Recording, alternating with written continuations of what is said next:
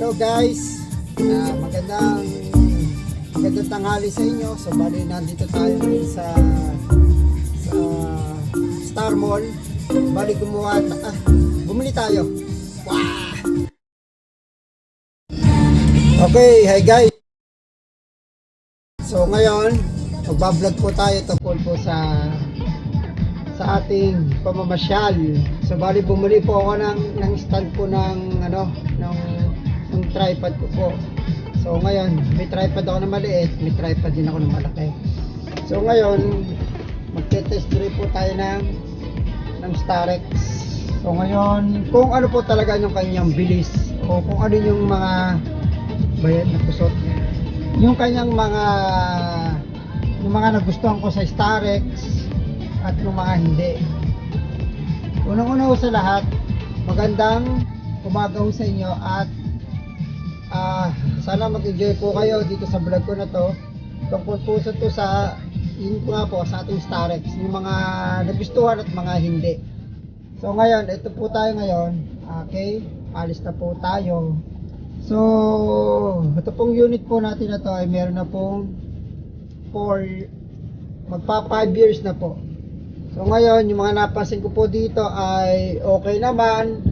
Kung ang magdadrive may-ari, di ba? Wala namang problema, okay naman siya. Wala namang kaso. Okay, wait lang po ako, kunin ko yung ticket.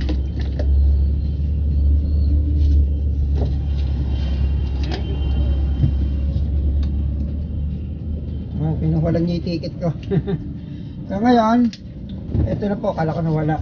Okay, so ngayon, ito na po. Yung pong Starex po, wala po akong masabi dito. Pagka sa tulin, yun po ang pag-uusapan natin muna po. Yung first, yung tulin.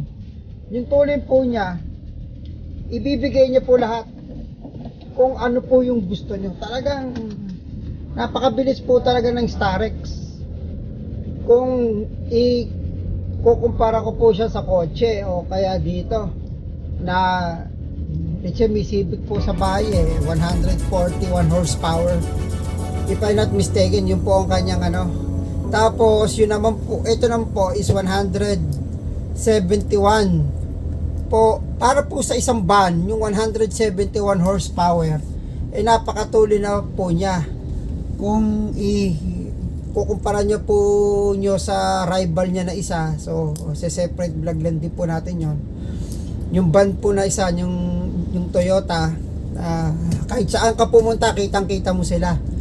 So, napakarami ho nila. So, performance din po, ayos din po yun. So, ngayon, back po ulit tayo dito sa Starex. Normal po dito na na yung pong BGT yung BGT po na Grand Starex na swivel. Kaya po nito ang 180 kilometer per hour yung bilis po niya, pero nabibitinan pa ako na gusto ko pantuloy na, kaya nga lang, di ba, minsan pag yung kasama mo yung family mo, hindi naman syempre, di ba, bilis-bilis lang, so bali nag-aanayid ka lang din. Pero yung 180 effortless, ang ganda niya, ang bilis niya. Yun po ang napansin ko sa sa Grand Starex. And then next, yung fuel consumption naman po niya na average ko ay single aircon lang po ang gagamitin nyo yung wala pong rear. Kapag yung bungad lang po ang gagamitin yung aircon at provincial lang po ang takbuhan nyo, hindi naman po sobrang tulad dito sa probinsya. Tulad dito ngayon, mga nag-average ka lang ng 50, 40, yan lang ang mga takbuhan dito sa province So, nag-average po siya ng mga 6 km per liter. 6 km to 6.5. Dun lang. Then, pag nag-highway na siya, yun, tataas lang na nga 7.1, 7.5, ganun lang. Yun, takbong halo-halo na ho yan. May takbong chubby, may takbong walwal, mayroon takbong walang pake, kahit mabagal, biglang bibilis, yan. Yan po, mga nasa 7 lang po siya, 7.1 to 7.5. Yan po mga takbuhan niya. So ngayon, next naman po, Yung pong, yon, let's say, hindi naman po kasi natin maiwasan, lalo po sa probinsya, meron tayong mga, mga nadadaanan na lubak, o may mga balaho, ayan. Sa balaho, napakahina po niya. Wala akong masabi, sobrang hina niya sa balaho. Napakahina niya. Pero pag sa patag mo siya dinala, lahat ng power ibibigay niya sa'yo. Pero pagdating sa balaho, ala ka na. Thumbs down. Nahihinaan ako.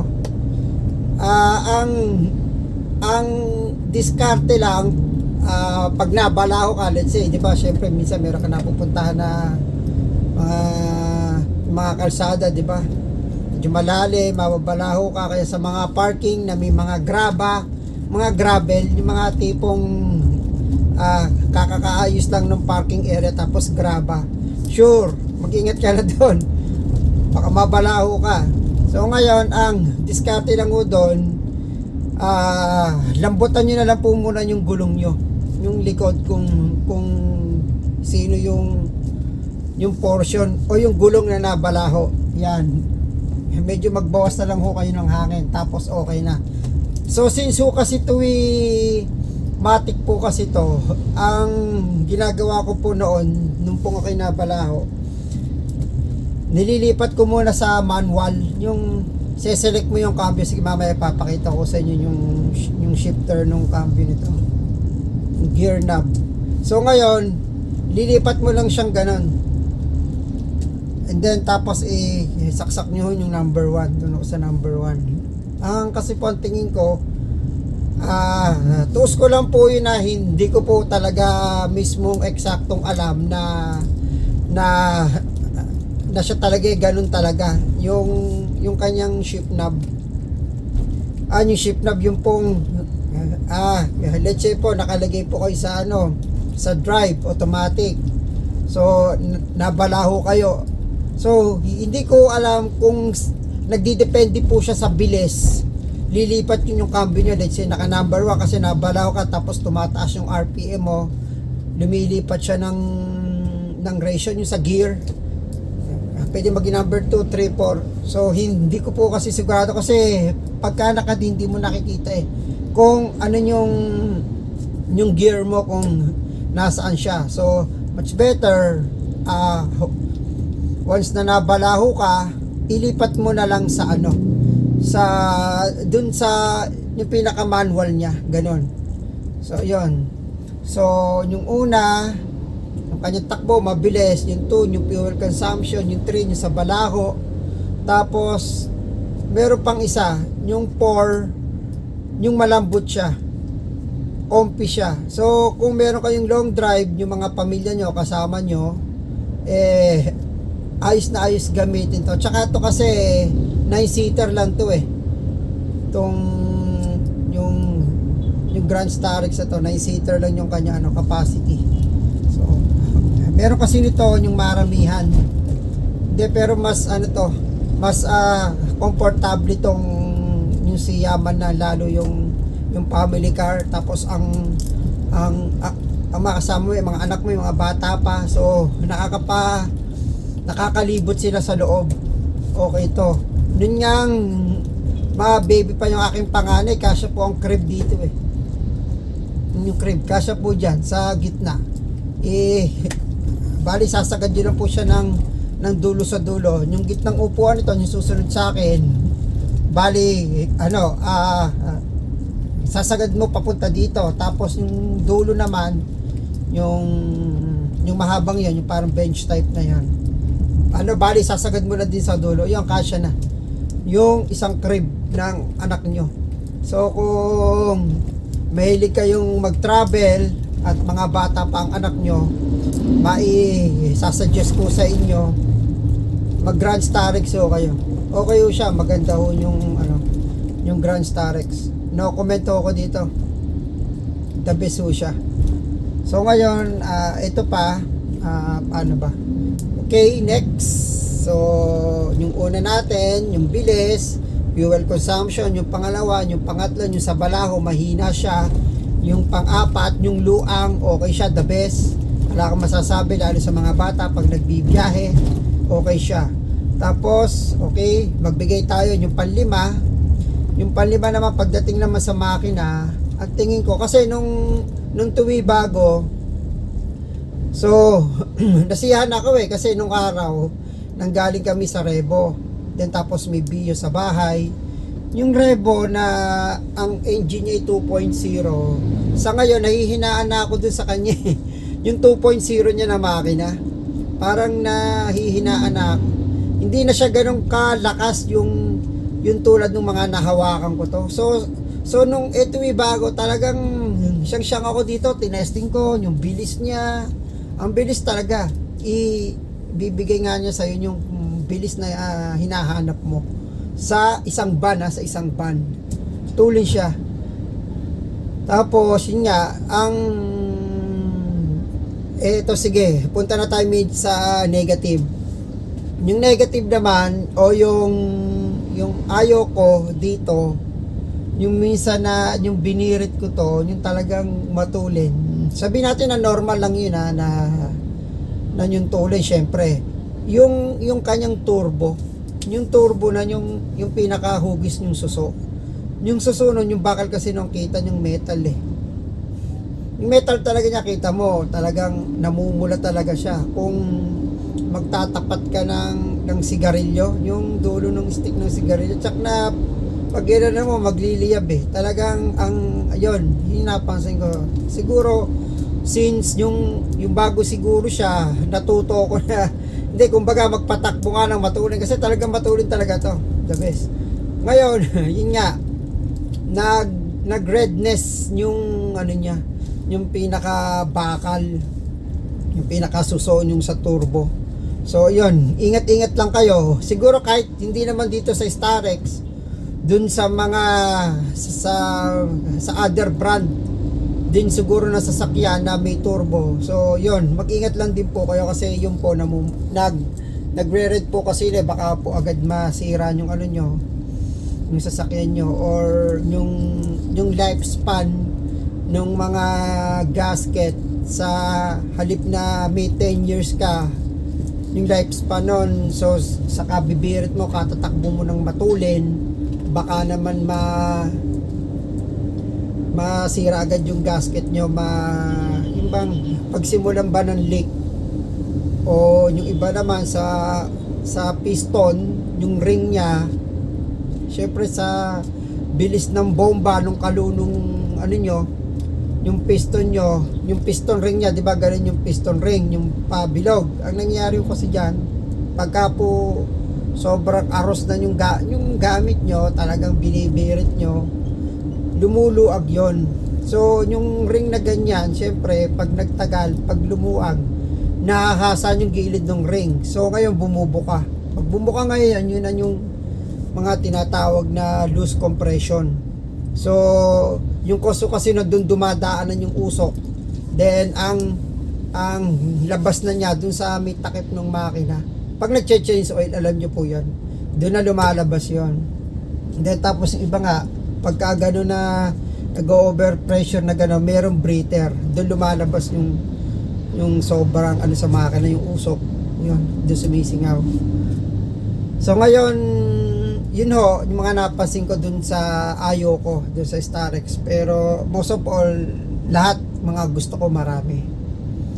Tapos okay, next yung handling naman niya. So ang lapad po kasi ng gulong nito is 215. So makapal po siya kung yung tutusin nyo.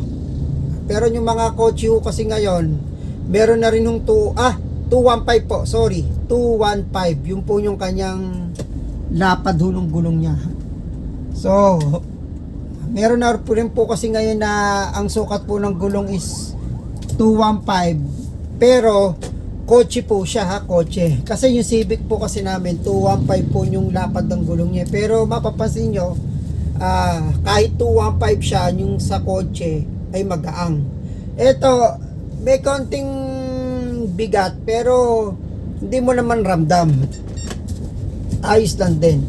So since kasi to is ang power steering po kasi nito ay hydraulic, so hindi po siya tulad ngayon ng mga latest po na yung pong ang tinatawag po yung ano, EPS o yung electronic power steering. So yun po kasi nakaprogram po yun na pagka yung mga traffic magaang, medyo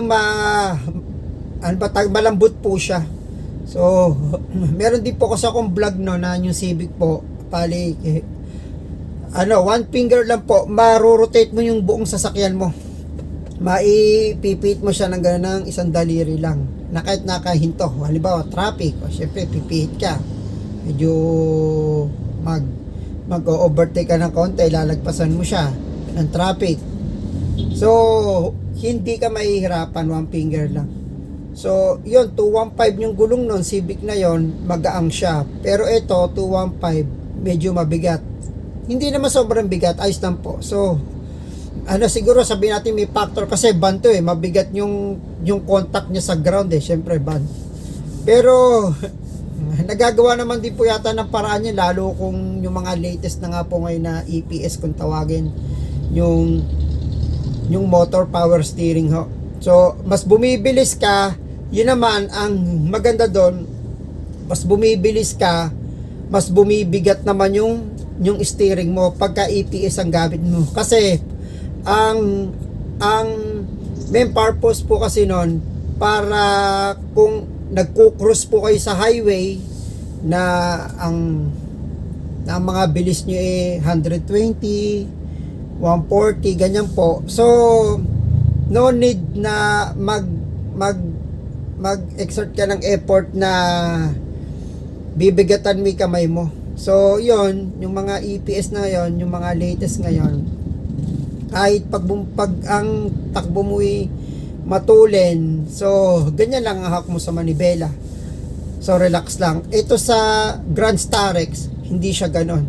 So ang napasin ko, yan, ito ang napasin ko dito, pag sobrang bilis mo, ang gaang na nung power steering mo, ang gaang na. So siguro may factor yung bomba, yung pump siyempre napakabilis mo, napakabilis ng kalo. So ngayon, napakagaang ng manibela mo pagka matulin ka. Pero ang mali naman doon, dapat mas matulin ka, dapat mas tumitigas ng manibela mo. So hindi siya balikot. Yon. Then yung pangalawa, bigyan ko din po kayo ng tip na let's say po, 'di ba, na traffic o nagparking po kayo, tapos may nakausap po kayo na sa telephone. So ngayon, yung pong inyong manibela, maintain nyo lang po na lagi nakadiretso yung gulong. So since po kasi yan na pagka po yung pinit nyo, yan, ginanyan nyo, nagre-rev po yan, tumataas po yung kanyang RPM. Yan. Meron din po kasi isang factor na yung po kasing hydraulic pump, mas nagsi-circulate siya ng mas marami.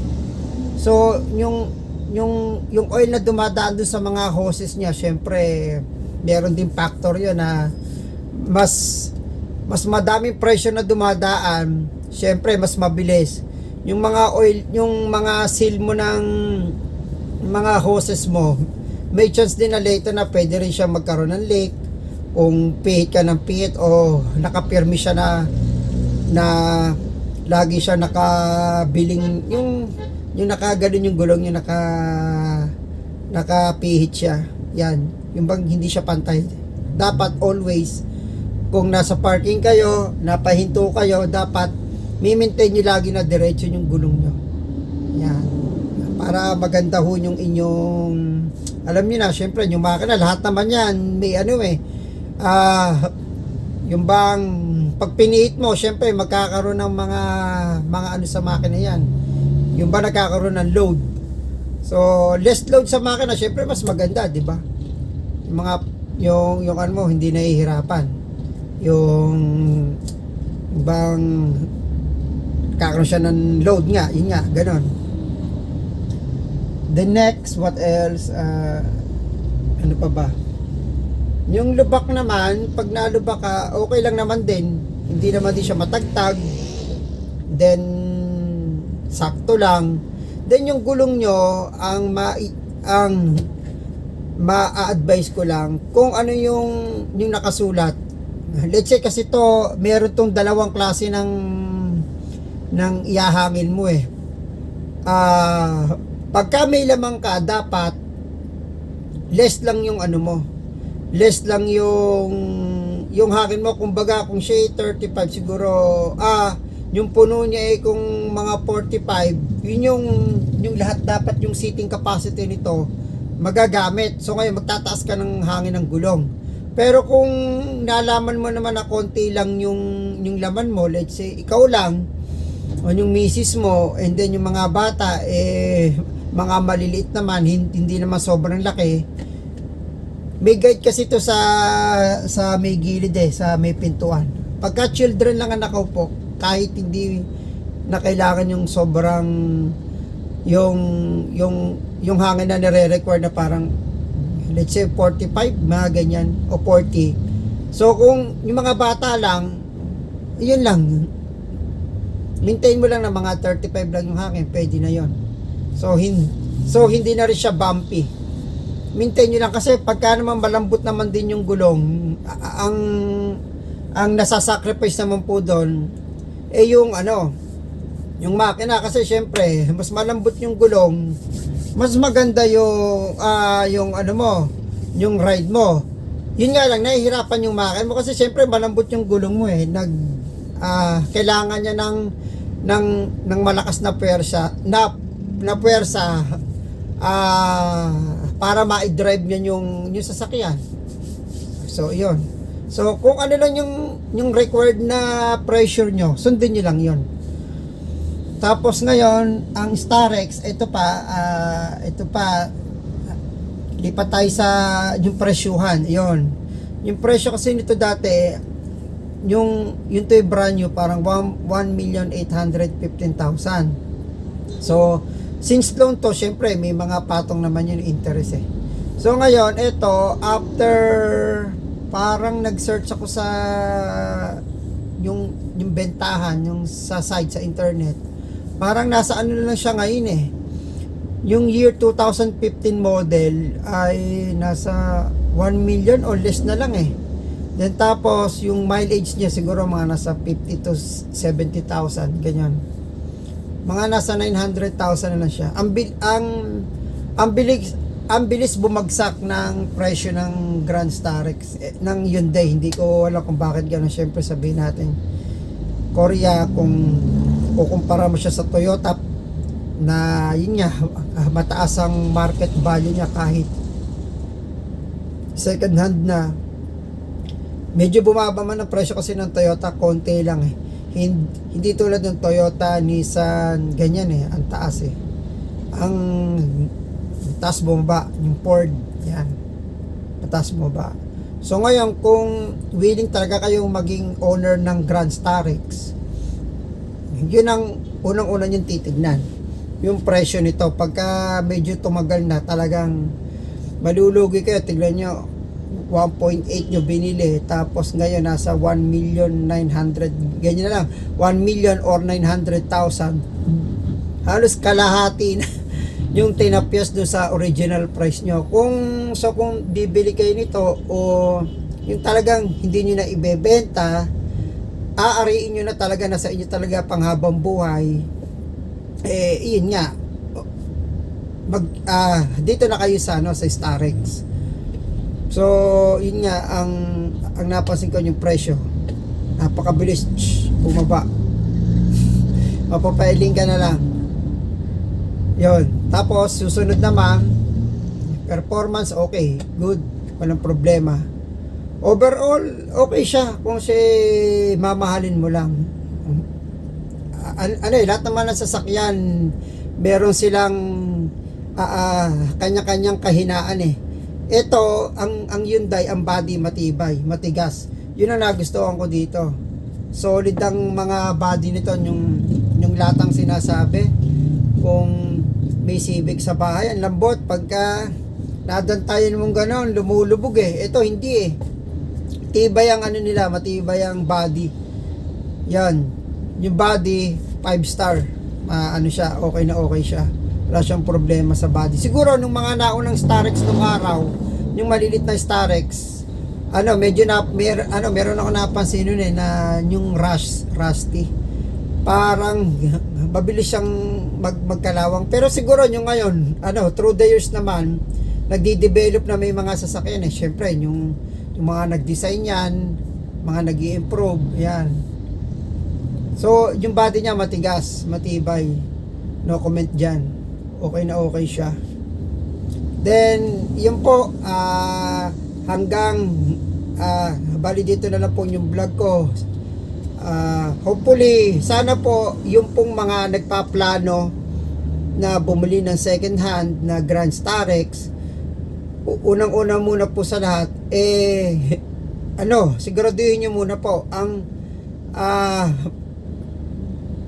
bali magsama po kayo ng mga mekaniko, yung po mga nakakaintindi, yung mabibigyan kayo ng tip kung ano yung mga mahalaga na dapat nyong isipin kung bibili kayo ng sasakyan. Tapos ito, pahabol pa po, aircon, the best, malamig siya, unlike dun sa iba na pag naluluma na umiinit. Itong Starex, itong GS na to, yung Grand Starex, malamig yung aircon niya, malamig. Ito, hindi pa ako nagpapalinis nito, mga 30 plus kilometer na to hindi pa siya nag-iinit, hindi pa nakakaramdam ka ng init.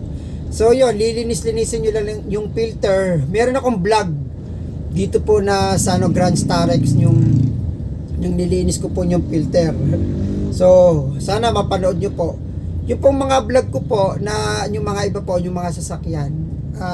Mapapansin nyo po yung pong ilalim, pinapakita ko po sa inyo yung sa rack and pinion, yung kanyang rubber bushing, para magkaroon po kayo ng idea kung ano po ba ang pwedeng mangyari kung 100,000 kilometer na ang sasakyan nyo.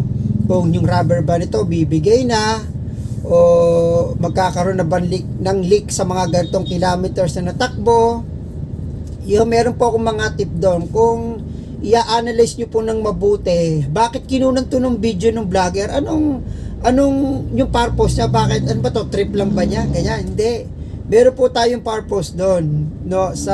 Pinapakita ko po sa inyo kung ano po yung mga nasa ilalim ng sasakyan, yung video. Kung meron po akong isang vlog nagpa-PMS po ako ng BIOS. So, yung BIOS po na yun, 100,000 kilometers na. So, ang napansin ko po doon, kung ang may-ari lang po ang gagamit at maingat, at alam nyo na po, di ba? Ibig nyo sabihin, kasi wala namang may-ari na nagpapabaya sa sasakyan niya lalo yung mga car lovers talaga, maiingat sa sasakyan. Lagi nila tinitignan yung ilalim nila, kung may leak na. Yun. May vlog po ako doon na mapapansin nyo,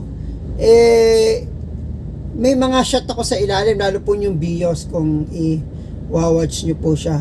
So, yung pong mahihilig kumuha ng sasakyan po na second hand, na bali yun na po ang kaya nilang bilhin.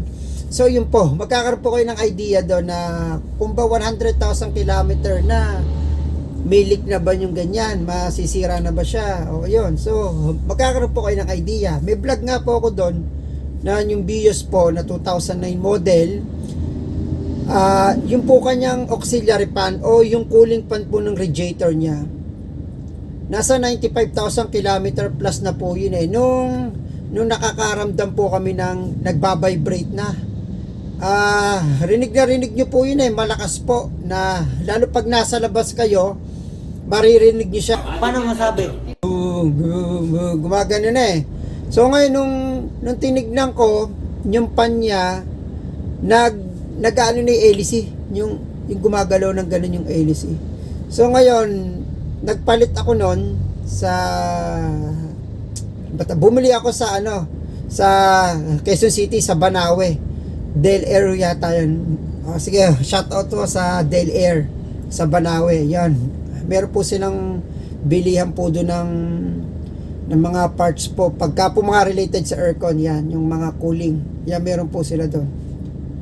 So, yun po, sa 95,000 kilometer po, bumigay yung kanyang cooling fan. So, nag-vlog po ako doon na kung meron pong bibili sa inyo ng mga sasakyan, meron na po silang first idea na pagka po nag 95,000 kilometer na yung sasakyan o yung auxiliary fan, ayun, bibigay na siya doon. Huwag na po kayo mag-antay na kung patatakbuhin nyo po siya kasi risky po yun kung pong nasira po yung panyo, di ba syempre lilipad sa loob ng loob ng engine base, and then tapos magkakaroon pa ng factor, mag-overheat yung sasakyan nyo kasi hindi nyo naman nakikita